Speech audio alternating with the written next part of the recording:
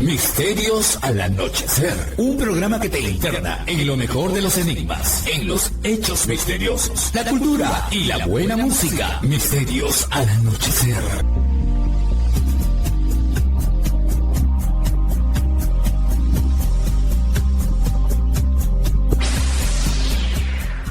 Lima Sur, Arequipa y Lamas, Tarapoto escuchan Misterios al anochecer. Fernando Chapi Martínez está presentando Misterios al anochecer. Síguenos también en YouTube, Facebook e Instagram como Misterio Infinito Perú. ¿Qué tal amigos? ¿Cómo están? Bienvenidos a una edición más de Misterios al anochecer, su programa confiable de enigmas, sucesos que desafían a la razón, cultura, reflexiones, espiritualidad, fenómeno ovni, fenómeno paranormal, libros, entrevistas, muchas entrevistas y mucho más.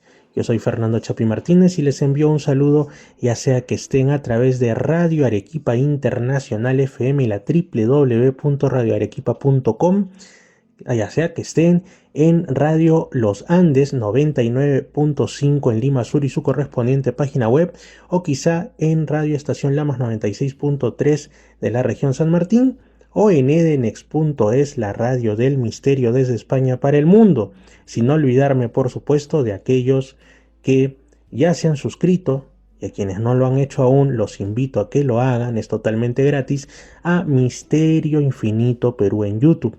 Usted, amigo o amiga, mientras esté escuchando esto a través ya sea de la radio FM o de la radio por internet, pues si tiene cerca su laptop, su celular o su PC, aunque lo de la PC ya no se estila mucho, pero claro que hay, simplemente ponga ahí la www.youtube.com, busca ahí Misterio Infinito Perú y le va a salir, o puede poner el nombre completo que ahora tiene, ¿no? Que es Misterio Infinito Perú _ Misterios al anochecer. Le da usted a suscribirse, le da a la campanita y ahí va a tener los distintos programas, no solo de Misterios al anochecer, sino también va a tener blogs, va a tener videos de viajes, un contenido adicional y en muchos casos independiente también al que hacemos aquí en el programa radial, que espero que sea de vuestro agrado y provecho. Bueno, yo soy Fernando Chapi Martínez, un amigo para todos ustedes, y entonces damos inicio al programa de hoy. Les cuento una experiencia, más que una experiencia sería algo que tuve oportunidad de reencontrar a través de estos caminos casi infinitos de la internet, que tiene que ver con el mundo del misterio y también está relacionado a las grandes incógnitas de lo que nos rodea y también de lo que los seres humanos solemos plantearnos como historias, como cuentos, quién sabe si con base en alguna realidad aún no 100% comprobada, ¿no? Como es el asunto de los viajes en el tiempo, las distorsiones espaciotemporales, en fin, que haya otras realidades que hasta cierto punto conviven con la nuestra y que cuando no te das cuenta y te descuidas, ¡pum!, pueden no solo mostrarse ante ti, sino integrarte en ella. Para tu susto, dudo que en algún caso para tu regocijo, pero de que lo hacen, según estas historias que se cuentan, ¿no? Alguna incluso he llegado a escuchar directamente de su protagonista. No sé si hace tiempo les conté el caso de una persona llamada Caterine, que estando en determinado lugar de pronto ve como las calles al parecer es como que cambian, están solitarias, se encuentra con un personaje que simulaba ser un amigo suyo. Bueno, la cosa es que al final llega a una calle donde todo se normaliza y bueno, esa historia ya la conté hace tiempo, no la voy a repetir, pero ocurrió en la ciudad de Lima y es un hecho que me lo contó de primera mano, porque es una persona que conozco de tiempo y que además, si bien le interesan estos temas, no es dada tampoco a fantasear respecto a los mismos, así que confiable. Pero vamos a lo que encontré. Bueno, pues me reencontré con una película de estas que se hacen para televisión, o sea, no tampoco aspiraba a ser un éxito cinematográfico ni nada de eso, con super efectos especiales, no, pero que no solamente yo recordaba, sino bastante gente que la transmitieron en el caso de Perú en la segunda mitad de los 90 en un canal local, bajo el nombre de Grieta en el Tiempo. Seguramente muchos de los que estén escuchando dirán, ah, sí, me acuerdo, o ese nombre me suena por lo menos, que en realidad en su original en inglés, pues se llamaba Los Langoliers, ¿no? Los Langoliers porque está basada en el relato del mismo nombre que está en una de las obras de Stephen King.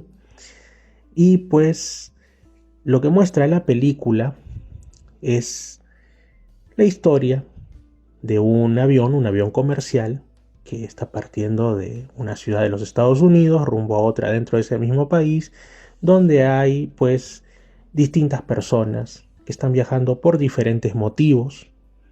De pronto, el avión atraviesa una especie como de rara aurora sobre los Estados Unidos y ahí es cuando las cosas se tornan raras, porque desaparece la mayor parte de los que estaban en el avión, incluidos los que formaban parte de la tripulación. El propio piloto del avión desaparece en pleno vuelo. Y como nos damos cuenta, porque hay un grupo muy reducido de personas que habían estado dormidas cuando el avión pasa a través de esta aurora y son los que despiertan y se percatan de que no hay nadie. Felizmente, por esas casualidades de las historias, uno de ellos también era piloto, así que logra maniobrar y aterrizar en un aeropuerto. Todo parece exitoso, si no fuera porque a través de la radio no logran contactar con absolutamente ningún aeropuerto, torre de control que les dé indicaciones, pero piensan que se ha estropeado la radio. Sin embargo, cuando bajan se dan cuenta que es un mundo totalmente solitario, no hay ni viento, no hay ningún tipo de canto de aves, no hay ninguna persona que salga a recibirlos. Es un mundo tétrico y se puede decir que hasta más gris de lo habitual. Pasan por muchas cosas, incluso conflictos ahí con uno de los que estaba con ellos, que era medio loco, y al final, bueno, se dan cuenta de que eso o bien era que había ocurrido una catástrofe mientras estaban en pleno vuelo, una especie de guerra relámpago a nivel mundial que había eliminado a todos, o se trataba de otra cosa, ¿no? Al final, lo que sale a relucir y que es lo que da nombre a la historia de Stephen King, los Langoliers son una especie, así los ponen en la película, de monstruos devoradores. Los ponen como unas cabezas, ¿saben? De cuenta una cabeza de dinosaurio enorme pero sin ojos, simplemente con unas fauces, con unos dientes aterradores como cuchillas, que son los encargados de irse comiendo todo aquello que queda atrás en el tiempo, es decir, comerse el pasado y deshacerlo para que lo único que quede sea el presente, que se va haciendo uno con el futuro mientras el pasado se desintegra, ¿no? Como una especie de recicladores de la realidad que es dejada atrás. Entonces, al darse cuenta de esto, intentan poner en acción nuevamente el avión, reflexionan sobre que pues los que han quedado ahí vivos son los que iban dormidos, así que se inducen al sueño, todo el tema, atraviesan la aurora y piensan que han regresado a su tiempo. Pero en realidad se dan cuenta que si bien lo que estaba al otro lado era un mundo mucho más colorido, que prueban por ahí algo de comida en el aeropuerto y esta vez sí tenía sabor, cuando lo habían probado en el anterior aeropuerto del pasado, vamos a decir así, no tenía sabor. Y entonces llegan a la conclusión de que lo que pasa es que se han pasado un poquito porque han ido unos minutos hacia el futuro y que el presente tarde o temprano los va a, digamos, se va a hacer uno con ellos y los va a alcanzar. Y eso es lo que ocurre al final. Bueno, no sabemos, al menos no en la película, si después, no sé, los agarran y les preguntan, oigan, ustedes han regresado hasta acá y qué fue del avión o algo así, ¿no? Preguntas de ley que creo que ocurrirían si esto fuese un suceso real, pero es una historia de ciencia ficción, ¿no? Pero nos hace pensar como el nombre que le pusieron en español, Grieta en el Tiempo, ¿no? En sí esto es posible, en sí de repente algunas desapariciones misteriosas, algunos sucesos de tiempo perdido y tantas cosas extrañas no corresponderán efectivamente a grietas espaciotemporales, ¿no? Personas que de una u otra manera, suponemos que involuntaria, pasan hacia otra realidad o hacia otro momento. En algunos casos regresan y en otros no pueden hacerlo, ¿no? o si regresan para contarlo, es un evento tan choqueante que no lo procesan adecuadamente, lo interpretan de otra manera o lo olvidan como una especie de mecanismo de defensa de la propia mente de la persona.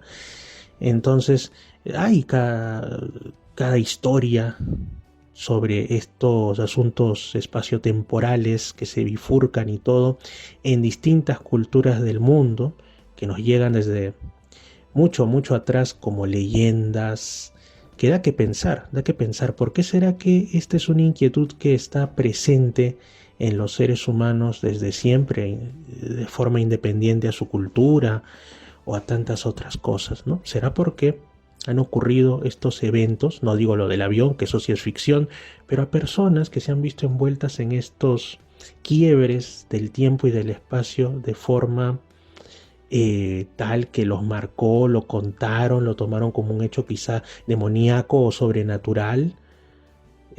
Puede ser, pero bueno, eso por un lado. De ahí, esa es la película que me reencontré, Grieta en el tiempo. Pero otra que tiene que ver también con estos asuntos y que la conocí hace pocos días es Time Trap. Una película más o menos creo que del 2017 por ahí, no es tan vieja como la otra. Bueno, traducida al español como La trampa del tiempo, que a grandes rasgos, bueno, involucra un grupo de personas que uno de ellos, que es profesor de arqueología, encuentra mientras estaba buscando bueno, digamos, las huellas, las evidencias de qué le pasó a sus padres, que habían sido una pareja de hippies que había desaparecido en una zona de Estados Unidos mientras buscaban supuestamente la fuente de la juventud. Entonces, a pesar que él es un hombre adulto y todo, anhela saber qué pasó con sus padres. Pasan una serie de cosas raras, él desaparece, entre comillas, de ahí otras personas, entre las cuales algunos pues son sus alumnos de arqueología, van también, y para resumir, se encuentran con que esta cueva es mucho más que un simple capricho de la geología. En realidad sí existe la fuente de la juventud, está muy adentro, pero no es que tú llegas, la bebes y eres eternamente joven, sino que hay una especie como de barreras invisibles. Nos deja entrever en la película que serían de tipo artificial, no sabemos por qué no lo explican, si una antigua civilización hiperavanzada las hizo, si las hicieron aliens o de qué se trata. Pero dan a entender eso, ¿no? Que están hechas para proteger la fuente de la juventud, es decir, son de tipo artificial e intencionado. Y bueno, lo que pasa es que cada capa que ellos atraviesan, que es como una especie de aire semisólido, va ralentizándose el tiempo para ellos sin que se den cuenta, mientras afuera pasan primero años y luego quizás hasta miles de años. Y cuando una de las integrantes del grupo sale por un hueco que había en el techo de la cueva, se da con la sorpresa de que es un mundo donde ya no se podía ni respirar bien, casi se nos desmaya porque el aire era casi tóxico, y en lo alto hay como una especie de nave, una estructura súper futurista, y futurista porque de ahí hace su aparición un hombre del futuro, vestido así, parecía Robocop, no sé qué parecía, pero totalmente con un traje pues de estos que son los que nos imaginamos cuando pensamos en alguien del futuro que va a visitar otros mundos. Se revela pues que los seres humanos, habiendo pasado miles de años, de alguna manera ya no pueden habitar la Tierra y desarrollan una tecnología para irse a Marte. Y en Marte están viviendo, tienen otro idioma, otras cosas que hacer, incluso han crecido en altura. Y bueno, la cuestión es que no solo aparece este hombre del futuro, sino que se encuentra con su pasado más primitivo, porque no sabemos cómo, pero en esa cueva también aparecen unos, ¿cómo les llamaríamos? Hombres primitivos, pero más que eso sería la visión caricaturesca y ya superada, plenamente obsoleta, que se tenía hace muchas décadas de cómo era el hombre en sus inicios, el ser humano en sus inicios, viéndolo como una especie de salvaje, agresivo, violento. Entonces así lo ponen, parece una caricatura de estas del típico hombre cavernícola con su garrote, o sea, una cosa pues que en realidad me parece, o sea, hay muchos que critican en los comentarios y toda esta película por cuestiones que obviamente obedecen a que es de bajo presupuesto, por más que la historia en sí es interesante y buena, pero yo creo que esto de poner a los cavernícolas de esa forma, eh, también hace que sea poco creíble, ¿no? Dentro de lo que todos sabemos que es ficción, pero por lo menos hay que hacerlo un poquito más pulida en ese aspecto. Pero más allá de eso, pues hay incluso un enfrentamiento entre estos cavernícolas con el hombre del futuro que no sabemos si de repente es descendiente de uno de ellos y que entendemos que justamente por eso es que no los mata con una especie de arma que tenía. Este, y bueno, al final, este hombre del futuro, a estos que se habían perdido, eh, bueno, no sé exactamente si fue él, pero otros de los que venían desde Marte, los humanos del futuro, y que lo habían enviado a él como un expedicionario al captar la presencia de alguna manera de estos hombres, mujeres del presente del siglo XXI que habían acabado en esa cueva tantos miles de años hacia adelante, y los terminan llevando hacia su nave, rumbo a Marte, donde se dice que incluso son una especie de celebridades, ¿no? Nos imaginamos porque algo rarísimo, pues miren, vamos a ver en vivo y en directo, quién sabe si serán nuestros ultra tatarabuelos o qué nos van a contar sobre ese mundo que solamente nosotros conocemos pues por estudios, o yo casi digo por libros, pero en ese tiempo no sé qué habrá, ¿no? Entonces es una historia bien interesante donde se combinan elementos de el pasado, entre comillas, según lo ve quien creó esa historia, el presente y un futuro como muchos nos lo imaginamos, hipertecnológico, catastrófico, posapocalíptico y con la humanidad viviendo en Marte o en cualquier otro planeta porque supuestamente la Tierra la vamos a terminar destruyendo, lo cual me parece una visión con la que no estoy de acuerdo, ¿no? Con la que no estoy de acuerdo. Yo pienso que todavía estamos a tiempo de cambiar para no echar a perder nuestro mundo tan aceleradamente como con la contaminación y otro tipo de asuntos es cierto que se está realizando, ¿no? No lo vamos a negar tampoco. Pero bueno, esta película Time Trap, la trampa del tiempo, es muy interesante y se puede encontrar en YouTube, está así de acceso abierto, lo mismo que el anterior que les conté de Grieta en el tiempo. Pero como les digo acá, lo interesante es cómo nos gusta tanto, ¿no? Reflexionar sobre ese enigma.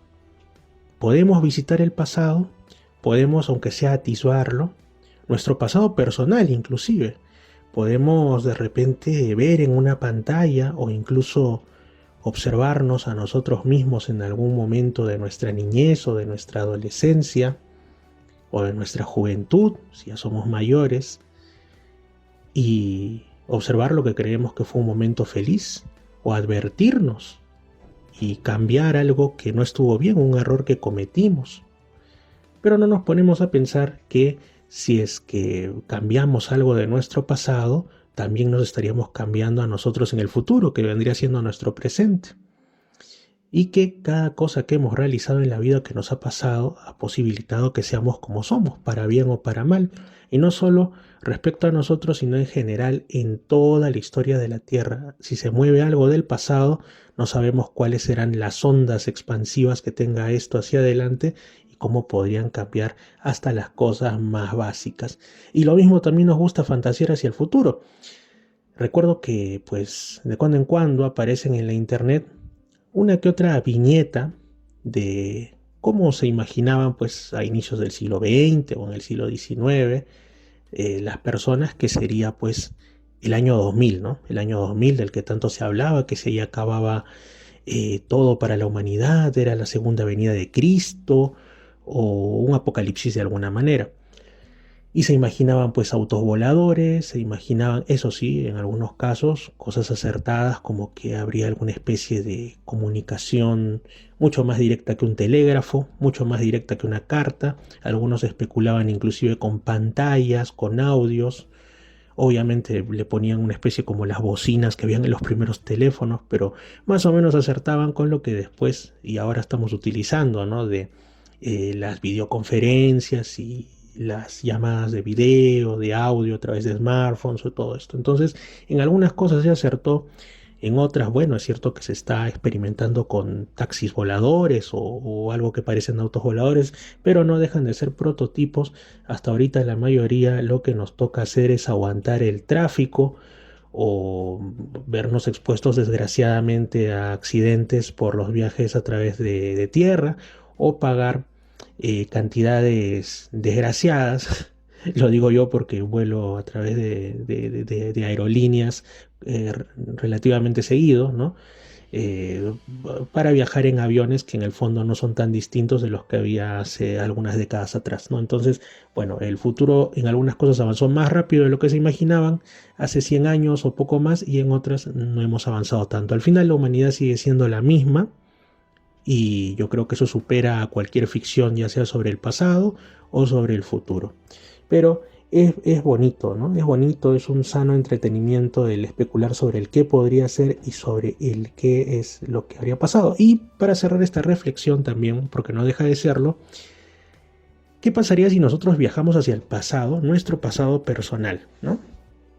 Y decimos, vamos a ver de repente una etapa que glorificamos, nuestra adolescencia, ¿no? Que a veces, ¿qué es lo que ocurre?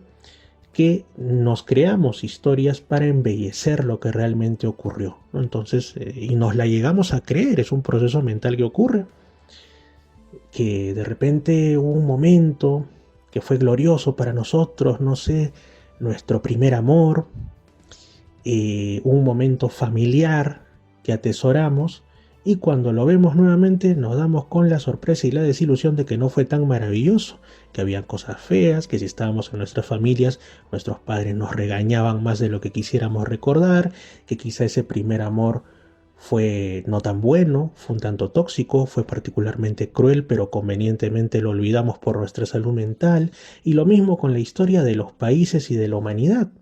Quizás si volvemos hacia atrás y nos damos cuenta que más allá de los ensalzamientos del nacionalismo o de estas leyendas que se crean, ¿no? De gestas heroicas para justificar en muchos casos la guerra o la simple existencia de las naciones separadas entre sí, pues viajamos y vamos a ver, ¿no? Tal cosa, tal. Y resulta que personajes históricos no eran tan santos como los pintan, o supuestas gestas en realidad fueron actos de crueldad o de mero azar. No es que fue una ganancia de una guerra que fue pues luchada, sino que fueron otras cosas u otros intereses. Entonces, amigos, preferible es dejar el pasado donde está, porque nos puede dar un desmayo al ver que ni siquiera nuestro propio pasado es tal como lo recordamos ahora, y mucho menos el pasado de nuestra comunidad o de donde vivamos. No, simplemente dejémoslo ahí y concentrémonos en construir un futuro que sí podamos realmente sentirnos plenamente orgullosos, registrarlo a través de videos, si nos gusta escribir, escribir libros, tener la sana costumbre de escribir quizá diarios, hasta autobiografías, aunque alguien pueda pensar que son cosas más bien vanidosas o pretenciosas, pero todo eso es una bonita manera de congelar, aunque sea un poquito, de la percepción que tenemos del presente, que en menos de un minuto será pasado, y atesorarlo, como esas capsulitas del tiempo que antes se estilaban tanto, ¿no? Así que esa es una reflexión, y miren, salió en base, como les digo, a una película con la que me reencontré y otra que conocí hace poquito, y que ambas, muy a su estilo, tienen la mira puesta en este asunto de ¿y si, en este caso de forma no pretendida, lográsemos viajar hacia el futuro o hacia el pasado? ¿Qué encontraríamos? ¿Nos gustaría aquello que logramos ver? ¿O mejor nos quedamos en el presente y en el aquí y ahora, que es lo que siempre se recomienda y que creo yo que es lo que ya es un gran trabajo y así debería ser? Pero en donde sí nos está permitido viajar hacia el pasado es cuando vamos a hablar de historias del misterio, de sucesos que supuestamente ocurrieron. Si damos crédito a lo que nos cuentan, ya sea los investigadores que lo dejan como constancia, o a sus propios protagonistas que lo cuentan.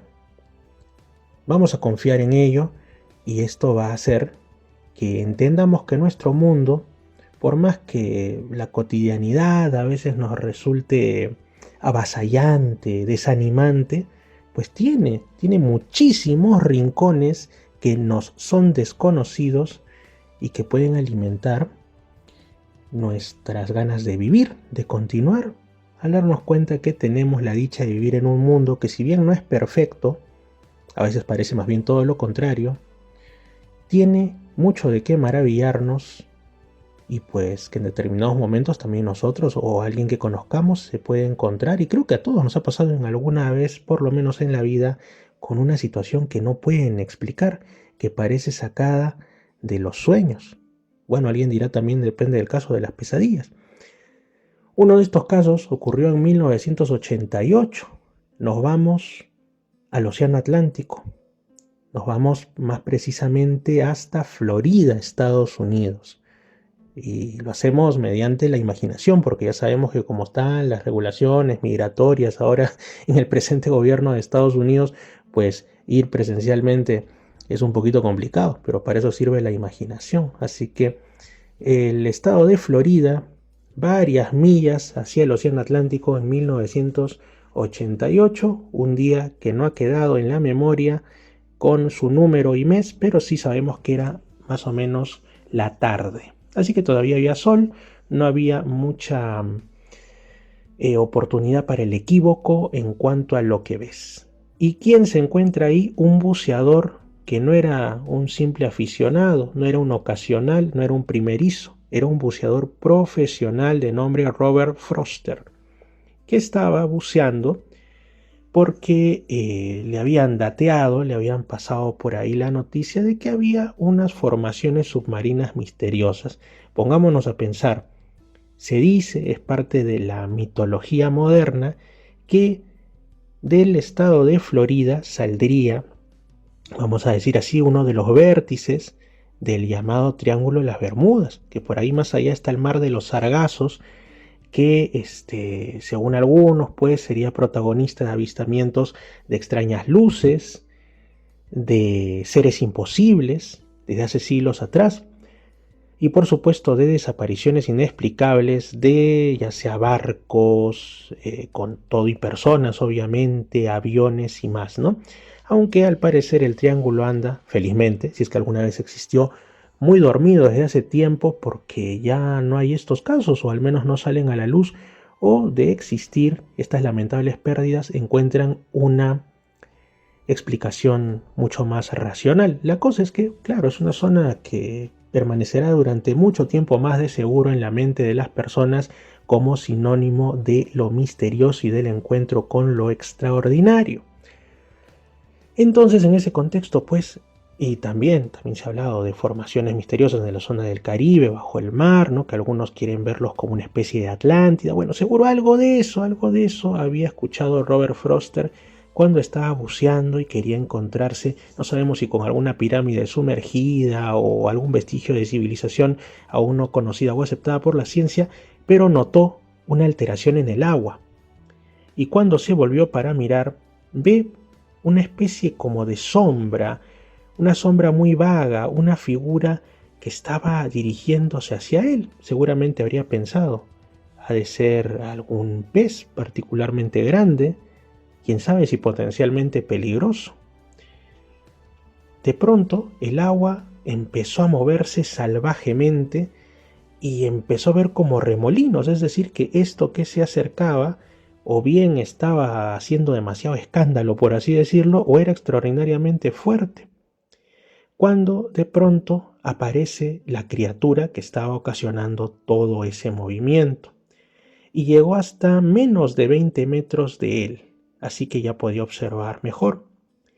Veía que esta figura tenía una cosa que pensó que eran apéndices, pero en realidad no eran ni apéndices ni aletas, sino brazos humanos que estaban dirigiéndose hacia él como si quisieran atraparlo, y al extremo de cada brazo pues había manos, pero esas sí no eran manos como las de los seres humanos al 100%, sino que tenían en lugar de uñas lo que eran definitivamente garras de depredador, unas garras filudas, que no era que le iban a dar un abrazo ni un cariño, si lo agarraban lo destrozaban. Y ahí es cuando ve a la persona en sí, si se le puede llamar persona, la criatura. Primero ve un par inconfundible de senos, es decir, senos como los que tendría una mujer humana. Ve una gran maraña de pelo largo que fluía, una piel que parecía suave, pero no se trataba pues de alguien prodigioso, una mujer prodigiosa en cuanto al nado, que hubiese llegado tantas millas mar adentro simplemente por sus propias fuerzas, porque, muy aparte de eso, observa que su cuerpo terminaba de la cintura para abajo en una especie de cola, una cola enorme. Parecía efectivamente un ser mitad mujer, mitad pez. Froster, muy aparte de eso, y obviamente después de ponerse a bien recaudo y huir, dijo textualmente: nunca antes había visto tanto odio en los ojos de ningún humano o animal. Bueno, este ser, como digo, evidentemente era un depredador, se corresponde con lo que en la mitología no solamente de la antigua Grecia, sino incluso en la de pueblos de África, como los Dogon, o también por ahí como el Oannes de la tradición mesopotámica, y en tantos otros lugares se habla, ¿no? Seres mitad humanos, mitad peces o mitad mamíferos marinos, como una especie de evolución de los seres humanos o de los homínidos que lo antecedieron, que se metió pues al agua y se adaptó a la misma, ¿no? O sea, una sirena, ya pues en pocas palabras, ¿no? Señor Froster dice que pues evidentemente cuando llega a su embarcación le dio a toda velocidad, nos imaginamos que estaba solo, no menciona que hubiera otra persona o que alguien hubiera sido testigo aparte de él, y no volvió a ver nunca más, y asumimos que debió haber estado muy feliz de no haberse encontrado nunca más con un ser de estas características. Bueno, esto fue recopilado por Randall Floyd en un libro que, traduciendo el título al español, sería algo así como Grandes Misterios del Sur. Entendemos que del sur de los Estados Unidos. En el caso anterior, entonces, les hemos hablado sobre un ser imposible, un ser que solo debería vivir en las leyendas y nada más, pero no es la única entidad legendaria o que parece escapada de un cuento de esos que se suelen narrar cuando te reúnes con los amigos o cuando quieres hacer que los niños duerman temprano porque, oye, no, estar muy tarde despierto es algo no recomendable, ¿no? Este tipo de historias, que antes se contaban mucho más que ahora, a veces es como que se materializaran. Y no solo en el caso de las sirenas, sino que también está el que vamos a contarles ahora. En el sur de Suecia, entre los años 1965 al 69, es decir, la segunda mitad o los finales de la década del 60, empezó a hablarse de la presencia de un ser extraño, concretamente en el archipiélago de Karlshamn, como digo, al sur de Suecia. Algo imposible, alguien imposible estaba apareciendo y le llamaban el hombre linterna, pero no era una presencia nueva, sino que durante cientos de años, y no solamente en los países nórdicos, sino por migración, por influencia cultural, también en otras partes de Europa y en los Estados Unidos, se hablaba, supuestamente, de que en determinadas noches aparecía un individuo encapuchado, de rostro irreconocible, pero su característica más llamativa es que tenía una vieja linterna en la mano. De ahí ya varían los relatos, aunque todos tienen un mal final. ¿Qué es lo que pasa si tú vas a intentar darle alcance a ese hombre de la linterna? Pues o desapareces o mueres, o al ser una especie de mal presagio, te lleva hacia el mundo del que no hay regreso, es decir, te termina de alguna manera matando, no sabemos si del susto, pero en todo caso es una presencia que en ningún caso es benévola. Da bastante que pensar porque incluso en nuestro país hay ciertos relatos que definitivamente no están relacionados a este, son creaciones independientes, hablan de las lamparillas tienen otros nombres que hacen referencia a lucecitas, que generalmente eso es lo que se piensa, ¿no? Que son personas, otros hablan de duendes, enanos, etcétera, que se aparecen en determinados caminos solitarios llevando una lámpara en la mano. Y siempre, pero siempre es una mala idea seguirlos. Algo habrá de realidad, será una forma antigua que tenían de explicar luces de por sí extrañas que ya se han visto a través de los siglos, no lo sabemos. Pero en el caso de este lugar al sur de Suecia, distintas personas de ese archipiélago ya mencionado aseguraban que veían, tal cual, a un hombre, como encapuchado, con una linterna vieja en la mano. Un pescador de la zona llamado Carl Bernson contó la siguiente historia a un periódico local. Era una noche oscura de agosto, alrededor de las 11, y había estado pescando con otros 2 hombres locales toda la tarde y la noche, y ahora estábamos de camino a casa en barco a través del archipiélago.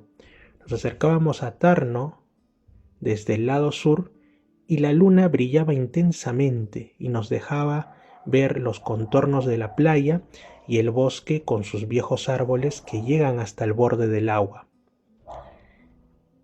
Dentro de la zona de Surviken, que se conoce desde viejos tiempos como un lugar misterioso y espeluznante, la superficie del agua lucía como un espejo y todo parecía muy tranquilo, pero de pronto en la orilla, al final de una pequeña bahía, es que observamos una gran figura oscura, caminando como si tuviera la espalda torcida, como jorobado. Este gran hombre o criatura o lo que fuera sostenía en alto una linterna antigua en su mano izquierda. La linterna brillaba con un fuerte resplandor como amarillo rojizo y su luz parpadeaba levemente con la débil brisa que había esa noche. Bueno, el barco estaba tan solo a unos 30 metros de la orilla, así que estaban bien seguros de estar cerca y de que lo que habían visto era un personaje, un ser que llevaba una linterna y que además era altamente probable que él también los hubiera visto, que se hubiera dado cuenta de su presencia. Pero si era así, no les hizo caso, no manifestó ni acercárseles, ni reaccionar de alguna manera ante ellos, y simplemente seguía caminando lentamente, como si le pesara el cuerpo por la orilla de la playa. Luego fue hacia el bosque cercano, internándose en el mismo, hasta que momentos después, tanto el ser como su luz desaparecieron para ya no verse más entre los árboles. Bueno, la idea que la persona que entrevista pregunta al testigo es por qué estos pescadores no utilizaron su barco para ir por la bahía y de alguna manera perseguir el rastro de este hombre con linterna. Pero justamente los pescadores mencionaron que ninguno de ellos se atrevió, que estaban bastante aterrorizados, porque sentían como que esa criatura, si bien no le habían visto el rostro, si bien no le habían visto de frente, era como si irradiara frialdad, maldad, como si tuviera intenciones que no eran buenas. Y los pescadores sintieron escalofríos e incluso malestar casi a nivel de su salud. Enfatizaron en que los 3 hombres estaban sobrios, no bebían alcohol, y mucho menos iban a estar borrachos si estaban pues en labores de pesca o estaban navegando. Y no solo ellos, sino que también más gente había visto cuestiones tenidas por sobrenaturales en esa zona, en esa época. Un joven que habría tenido sus 20 años por esos tiempos mencionó que se había topado con el hombre de la linterna una noche en la playa, tiempo antes del encuentro de estos pescadores, y que había recibido un fuerte shock al ver a esta criatura de golpe que se presentaba frente a él, al punto que se había desmayado.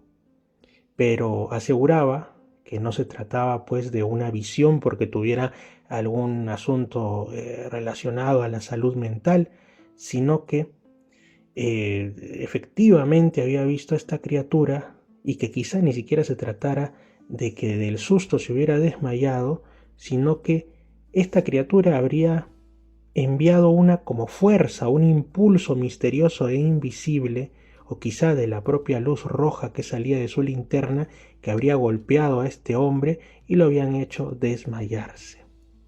La zona de Surviken es donde han habido más avistamientos de este hombre de la linterna. Y como decimos, es una zona de playa que imaginamos que de día debe ser bonita, agradable, pero de noche es oscura y sombría y tiene, como lo deja entrever el caso de los pescadores, una densa vegetación de arbustos, de árboles. Digamos que es un lugar semioscuro donde efectivamente este ser o lo que fuera podría rápidamente camuflarse y salir de la vista de quien sea que se les cruce en el camino. Por algún motivo se menciona que incluso los animales de granja que son dejados a veces libremente, que estén por ahí, como las vacas y las ovejas, evitan esa zona de la playa, por más que hay bastante hierba de la que podrían alimentarse. Es como si los animales se dieran cuenta que hay algo maligno, algo que es peligroso en ese lugar. Y bueno, muchas personas han seguido dando testimonio sobre la aparición del hombre de la linterna durante otros años. Dicen que lo han visto ya sea en las islas o lo han visto desde embarcaciones que están por ahí, pero que los primeros avistamientos modernos, vamos a decir así, porque como decimos, esta es una leyenda que tiene siglos, comenzaron sobre todo después de que finalizara la Segunda Guerra Mundial, por lo cual la primera hipótesis es que, típico de la Guerra Fría, que quizás se trataba de espías soviéticos que estuvieran por ahí chequeando, no sabemos con qué intenciones ocultas, típico de espías obviamente, o de repente que podía tratarse también de delincuentes, quizá contrabandistas, o algún otro tipo de personajes con intenciones reñidas con la ley.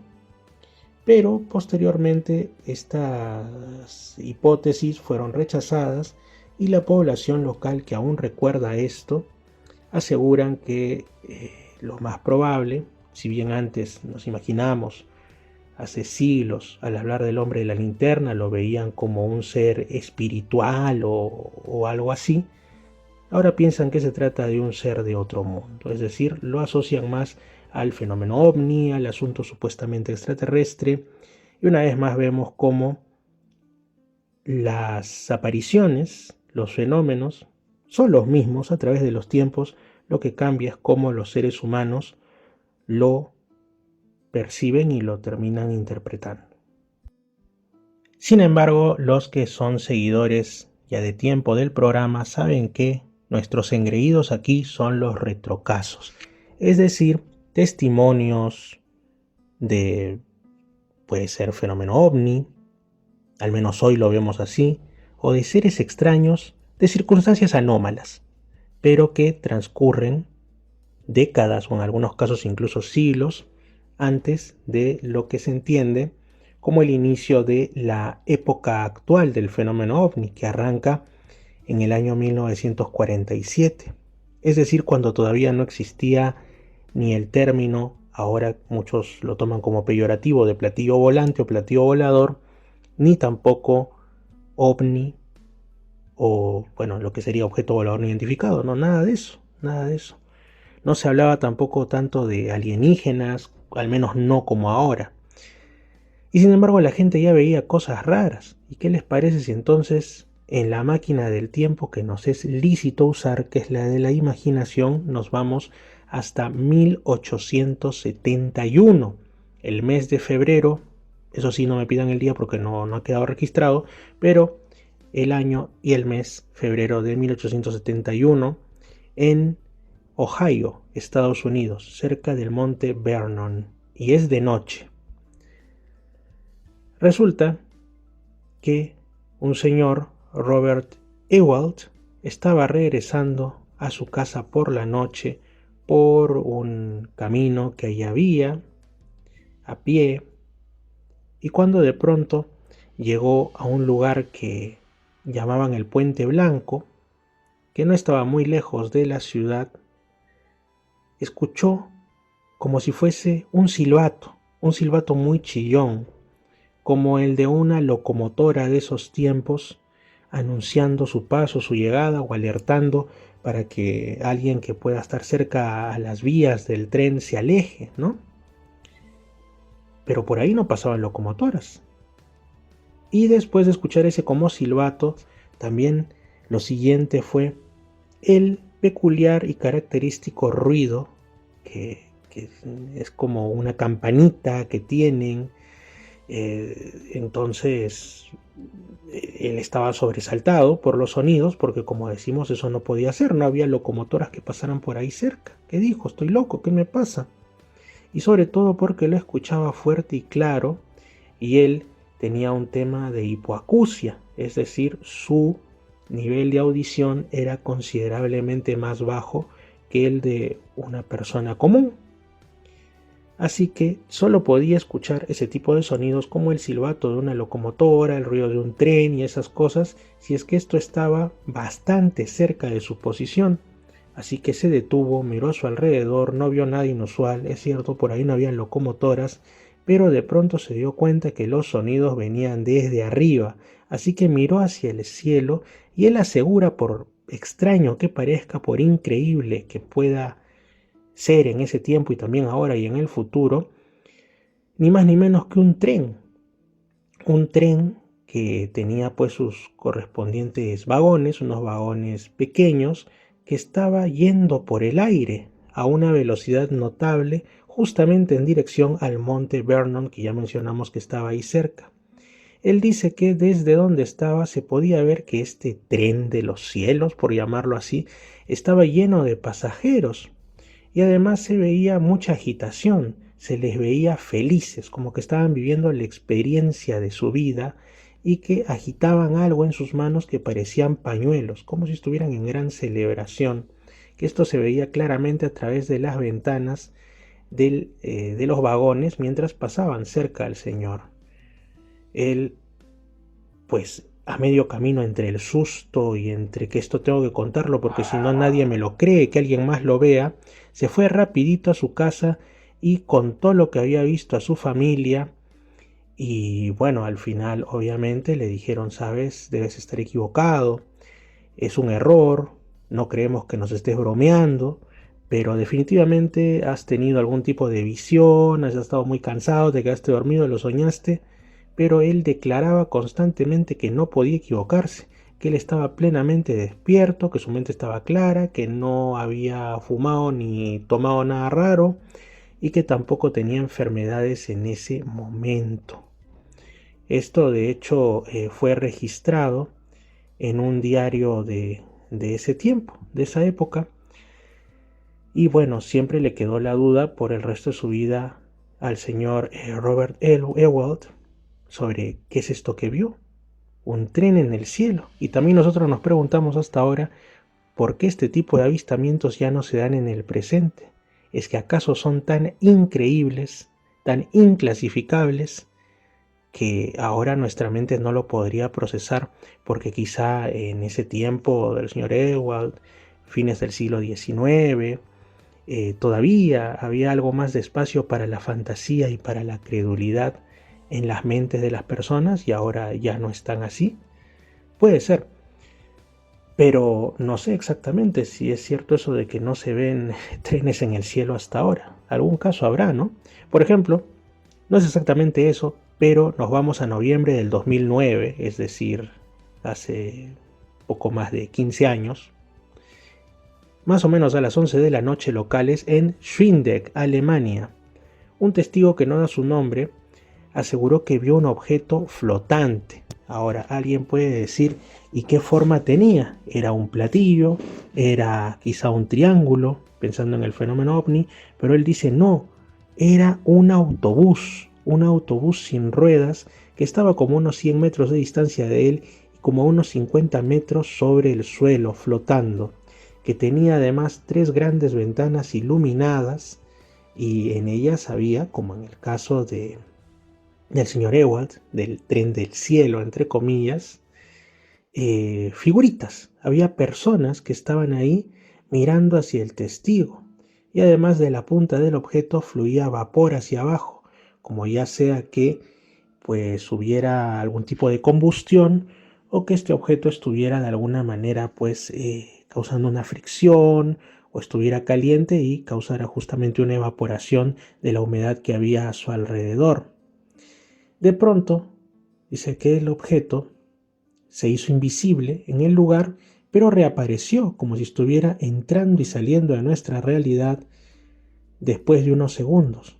Y esto de aparecer y desaparecer se repitió no una ni dos, sino hasta cerca de 10 veces, hasta que el objeto empezó a volar a gran velocidad y desapareció no sabemos rumbo a dónde.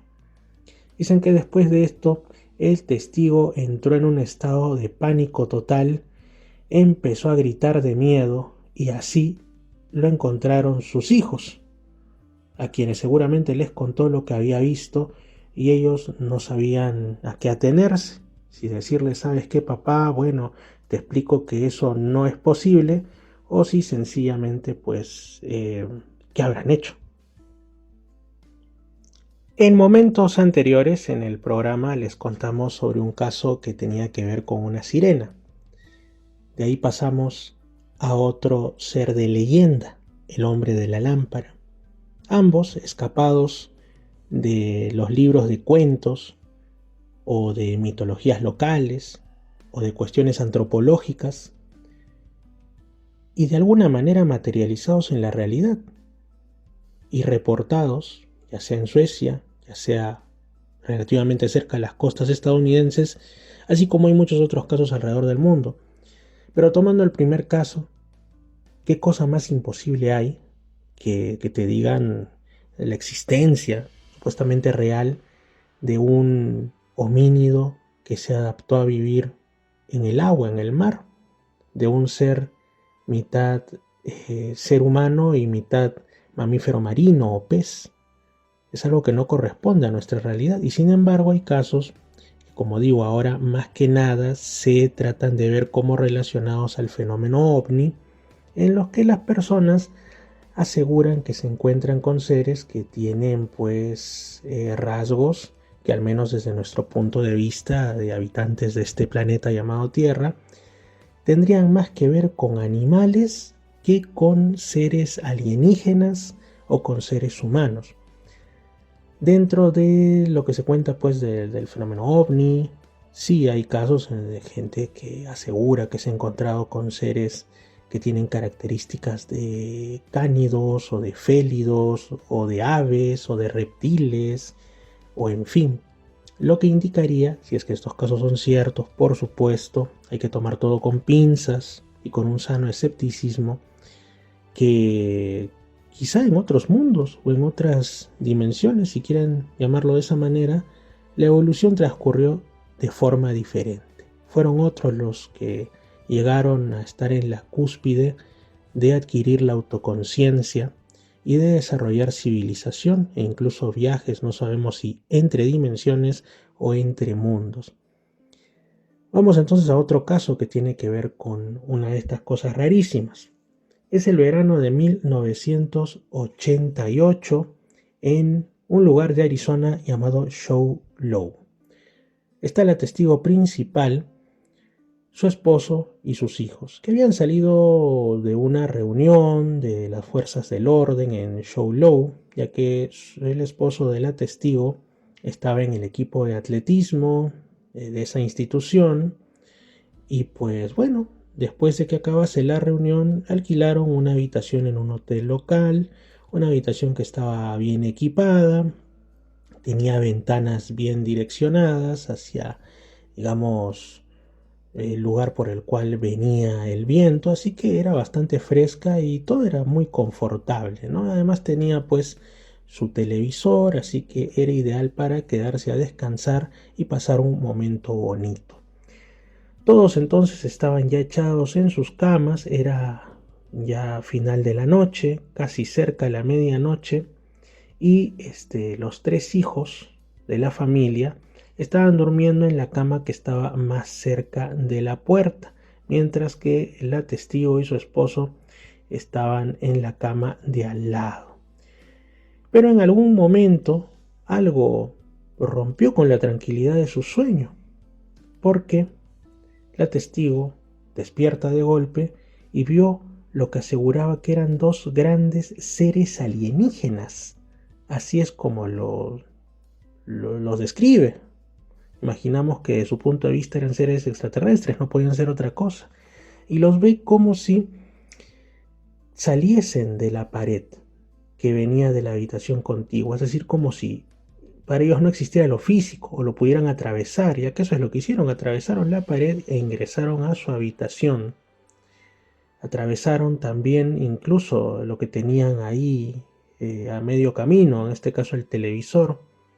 Se acercaron a los pies de su cama y es en ese entonces que se detienen y se le quedan mirando. Para este entonces la testigo, como ustedes se han dado cuenta, no ha dado su nombre porque es consciente seguramente de que esta historia es difícil de creer, cuando menos. Bueno, ella asegura que de pronto estaba totalmente paralizada, que sentía que no podía ni gritar, ni moverse, ni alertar a su esposo, ni a sus hijos de esos intrusos. En ese momento se le cruzaron todo tipo de posibilidades, todas malas, todas una peor que la anterior, por su mente, y empezó a temer por su vida y por sus hijos, mientras estos seres estaban ahí mirándola y alternativamente miraban a su esposo y a sus hijos. Se dio cuenta que eran bastante altos, bastante musculosos, y llevaban una especie como de traje que parecía más bien una armadura o un protector. Uno de estos seres era como de un color gris azulado y el otro era un gris más bien rojizo. Pero lo más sorprendente era su rostro, porque no era el del típico alienígena gris, ni nórdico, ni nada, sino una cara animalesca. Ella dijo que su rostro era como si tuviera un hocico más que una boca, que más bien parecía la cara de un equino, quizá de un caballo. Y mientras ella seguía mirando a uno de estos seres, al que tenía un color como gris rojizo, este ser le habló mentalmente, o sea, por telepatía, y le dijo: está bien, solo estamos de paso. Como diciéndole, bueno, pasamos por aquí, te vimos, pero nuestro rumbo es otro. Después de esto, no recuerda nada más la testigo e interpreta que a lo mejor se desmayó, aunque prefiere no pensar sobre si les pasó algo esa noche, pero por algún motivo algo le indicaba que mejor era no hablar del asunto, así que no le contó ni a su esposo ni a sus hijos sobre ese incidente. Solamente lo contó por ahí a algún investigador y por eso también es que no quiere dar su nombre. Y ahora vamos a cerrar esta edición del programa con un caso ocurrido en Australia, en el actual estado de Queensland, pero más o menos en los años 1932 o 1933, otro retrocaso más. Era de tarde, ni siquiera era de madrugada o de noche como en otros casos, o sea, no había forma de equivocarse, pero el año nos resulta crucial porque la forma del objeto que describen quienes protagonizan esta historia parece sacada de muchos años hacia el futuro, cuando se hablaba precisamente de objetos discoidales, cuando se hablaba de platos voladores, ¿no? Bueno, vamos a ponernos la imagen mental del lugar. Como decimos, Queensland, concretamente hacia el oeste de un sitio llamado Nambour. En esa área había un pequeño arroyo que estaba recorriendo, una granja familiar, había una pequeña zona pantanosa también alrededor del arroyo, y una colina pequeña, y en ese sitio la testigo principal, estaba jugando con un grupo de niños y niñas, y en un cierto momento es que se alejó a cierta distancia de ellos por algún motivo que no sabemos y se acercó hacia un punto donde la hierba crecía bastante más alta que en los alrededores.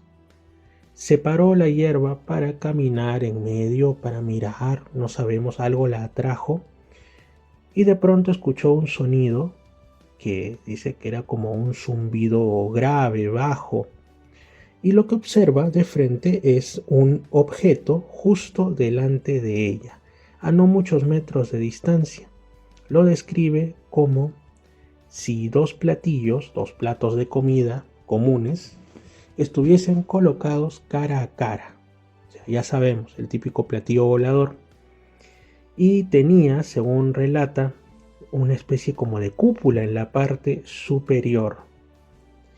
El color del objeto, según relata, era gris plateado y estaba flotando sobre la superficie, aunque no muy alejado de la misma.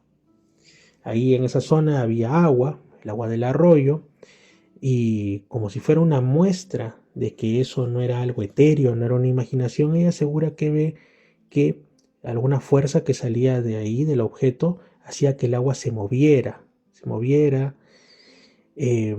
quizá como si hubiera una corriente de viento o algo así. El zumbido, mientras tanto, seguía y estaba aumentando en tono y en volumen, y se empezó a formar una como niebla blanquecina entre ella y el objeto, pero ella no se movió, estaba demasiado curiosa por esa presencia.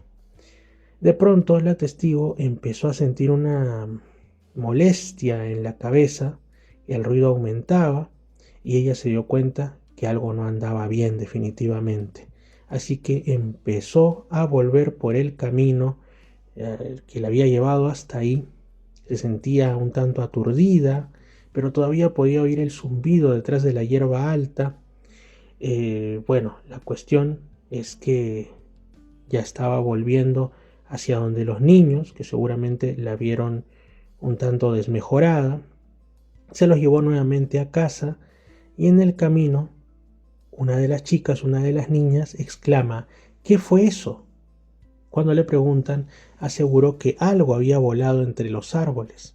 Otro de los niños dijo que posiblemente había sido una urraca, algún ave. Pero otra de las chicas dijo no era eso. Bueno, la testigo principal no vio eso, pero sabía que podía tratarse de ese objeto que estaba volando, que había pasado a gran velocidad dirigiéndose no se sabe a dónde. Esa noche la testigo principal, la testigo en realidad única del objeto, se da cuenta que en sus manos habían aparecido como una especie de ampollas blancas y se sentía muy mal. Eran ampollas grandes del tamaño de monedas y mientras dormía en la noche la mayoría de estas es como que explotaron.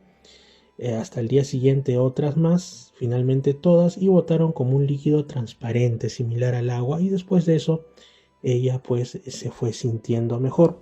Lo curioso, como digo, de este caso es que transcurre en los años 1932 o 33 y que ni siquiera pasa en los Estados Unidos, sino en Australia, que es un lugar pues que no es donde inició la era moderna del fenómeno ovni. Y da bastante que pensar. ¿Qué es eso que vio nuestra anónima protagonista?